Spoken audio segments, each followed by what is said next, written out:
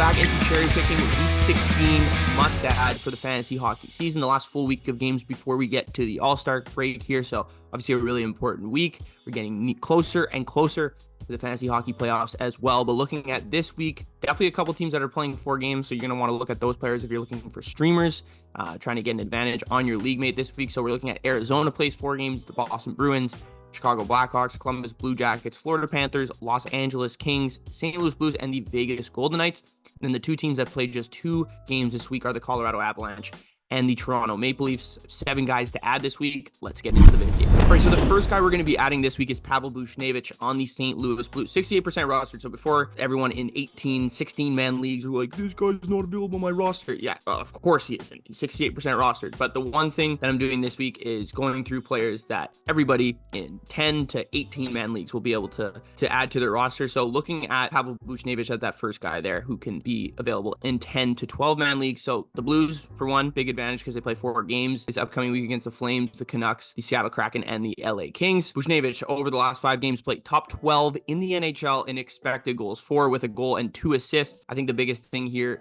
we've seen him put together a pretty decent season, 32 points in 41 games played with 13 goals. I think this week is a tipping point for him. I think we'll see him do really well. He's playing with Robert Thomas on that top line, who's having a phenomenal year. He's surely over a point per game this year with 28 assists, 16 goals. That leads their team. His no goals his last 3 games, but 10 plus shots over those 3 games as well. As I mentioned, I think this will be a tipping point. Calgary, Vancouver, Kraken, and the Kings. The Kraken and the Kings may be a little bit tougher defensively. The Kings haven't really been that team as of late, but Calgary and Vancouver are definitely a team, you'll be able to score on as well, or at least create chances considering, their goalie play as well. So Pavel Buchnevich, the first guy we're going to be adding this week, I think he's going to have a big week. Alexis Lafreniere, the next guy we're going to be adding this week on the New York Rangers, has that left wing and right wing capabilities, 38% rostered. So we're looking at leagues with 12 to 14 teams. I think Alexis Lafreniere, obviously a lot of people pegged him as a bust, but I think this year he's kind of proving people wrong. He's having a great season so far, 11 goals and 15 assists in 44 games played,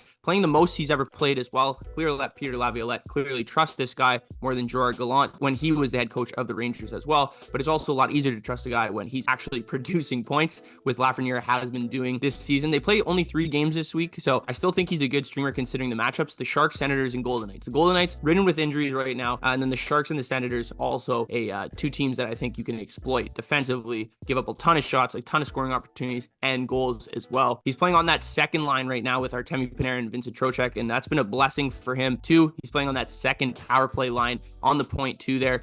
He's going to have a ton of opportunities, and if you're looking over his last 5 games played, top 20 in expected goals for, with a shooting percentage of less than 6%, while on the season his shooting percentage is 10%. We've seen over the other 2 seasons that he's played in the NHL, they've been around 12 to 13%. So I think he's due for some positive regression here this week, and against these teams, I think he can do it. All right, the next guy we're going to be adding, the first center we're going to be looking at this week, is Charlie Coyle on the Boston Bruins. 37% rostered. He will be available in 12 to 14 team leagues more likely than not, and maybe even a little bit deeper than that as well.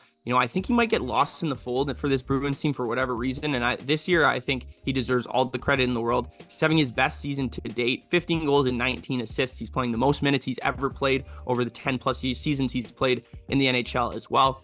The Bruins, 4 games this week against the Jets, Hurricanes, Senators, and Flyers. So definitely some tough games there.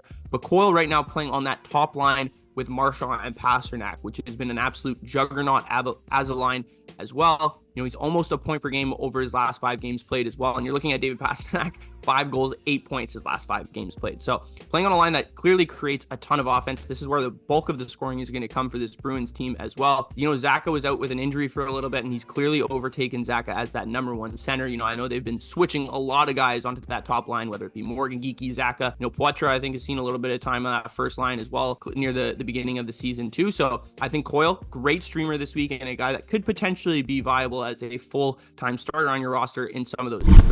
All right, the next guy we're going to be adding, the first center we're going to be looking at this week, is Charlie Coyle on the Boston Bruins. 37% rostered. He will be available in 12 to 14 team leagues more likely than not, and maybe even a little bit deeper than that as well. I think he might get lost in the fold for this Bruins team for whatever reason. And this year, I think he deserves all the credit in the world. He's having his best season to date, 15 goals and 19 assists. He's playing the most minutes he's ever played over the 10 plus seasons he's played in the NHL as well.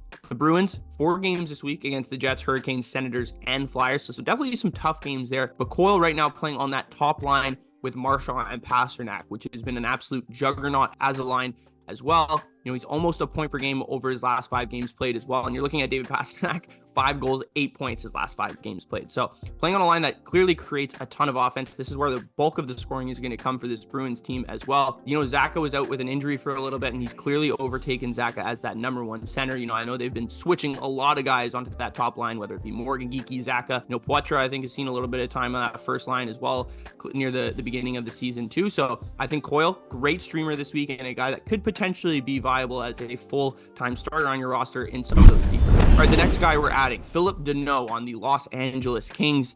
I think this Kings team is really due for some positive regression here. They've had a really tough stretch over the last 11 to 12 games. But the one good thing to note, if you have Kings players, they have the second or third easiest remaining schedule in the NHL. They still have to play the Blackhawks 3 times, the Sharks a couple times, the Ducks a couple times. I think more than half of their remaining games are against teams that are in the bottom 16.5 of the league as well. And I think Danault recently, because the new line he's been put on, has been really producing. 8 points in his last 7 games played, was on a 5 or 6 game point streak before the game against Nashville the other night where they lost 2-1. But Danault definitely viable and available in 12 to 14 team leagues right now. The key here, as I mentioned, playing on a new line with Kevin Fiala and Trevor Moore. Trevor Moore having a breakout season. Kevin Fiala continues to be a guy that you can consistently think will be in the 60 to 70 point range over the course of his career, I would think. Danault also plays in every situation you want as a fantasy hockey center, and he pretty much does it all.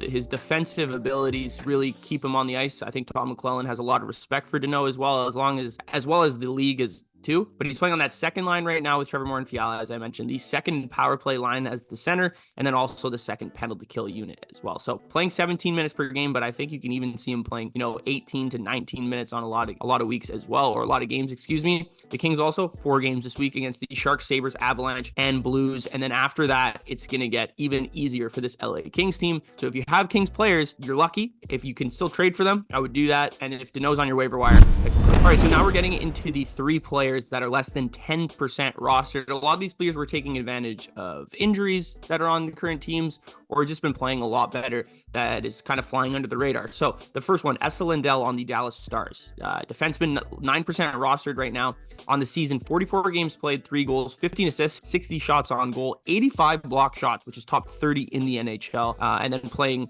at least 20 minutes per game right now. So Dallas plays 3 games this week against the Red Wings, the Ducks, and the Capitals. So he's definitely available in 14 team leagues or deeper at this point. I think he's a really, really sneaky option this weekend. Maybe he can carry on as a full-time starter, but that's more of a long shot, I would say, and kind of a wait and see. But I think he's a good start this week considering their matchups too. He has 6 points over his last 6 games played, averaging over 2 shots per game during that stretch. He's playing 20 minutes per game on the ice, but with Heiskanen out, that has definitely gone up a little bit here. The important thing with Miro Heiskanen is that Heiskanen should be back. I remember this video is being recorded on Friday morning, should be back on the weekend, and if not, we'll be back at some point early in the week. I would think maybe for that first game of the week against the Detroit Red Wings. However, I don't think his time on the ice will change that much with Heiskanen. Like, he was still averaging when Heiskanen wasn't playing about 20 minutes per game on the ice. He's still playing. Right now, Lindell is playing on that top line with Yanni Hakanpää, but he doesn't play on the power play. Hasn't really played on the power play this season at all either. He does play on that first penalty kill unit, which Heiskanen won't be replacing him on either. So I think that's where his ice time really lies here. Heiskanen, as I mentioned, will be back very soon, but don't worry about it. I think that won't really hurt Lindell's fantasy hockey value too. Still love him as an option this week. He's been a top 17 fantasy hockey defenseman in terms of points scored over the last 2 weeks. Definitely because of his assist totals, but I mentioned when I started with him, his shot block totals really high. Top 10 in block shots over his last 5 games played, and then also top 30 on the season with 85. So Lindell, a sneaky streamer option and a guy that could potentially be on your full-time roster in those leagues with 14 team leagues or deeper.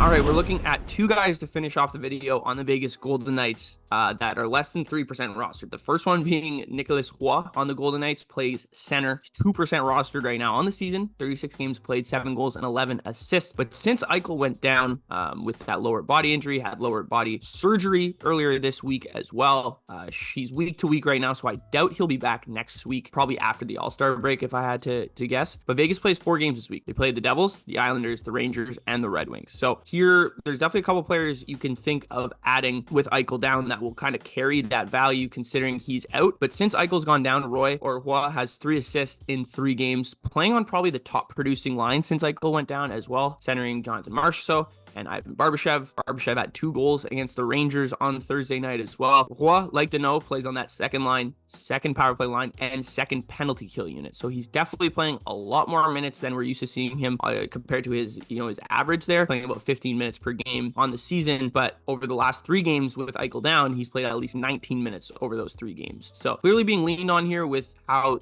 thin Vegas's forward lineup and even defense lineup is right now. I think Vegas goes on a run here considering they're 5-8 over the last 13 games played. Nicolas being in all those positions in terms of scoring and just on the ice a ton. I think he's being a really, really good streamer option until Jack Eichel comes back. All right, so the last guy and my super sleeper, if you want to call it that for the week, is Pavel Dorofeyev on the Vegas Golden Knights. Has that left wing position, 0% rostered in Yahoo Fantasy Hockey Leagues. Just listen, I promise, I think this guy's going to have a really good week. I have some reasoning, obviously, for that. On the season, he's played 25 games, 5 goals, 7 assists, 0 power play points. But as I mentioned, Vegas, 4 games this week. Eichel will not be playing next week, more likely than not. Week to week, I would, considering he just had surgery. And, Vegas obviously still vying for a playoff spot. I think they're going to hold Eichel and play him after the All-Star break, if I had to guess. But since Eichel went down, Dorofeyev leads the team in expected goals for. He's playing on that top line with Chandler Stevenson and Mark Stone. Mark Stone, who has 6 points, 3 goals since Eichel went down as well. I know he doesn't have a power play point yet to date, but he is on the point right now on that first power play unit. So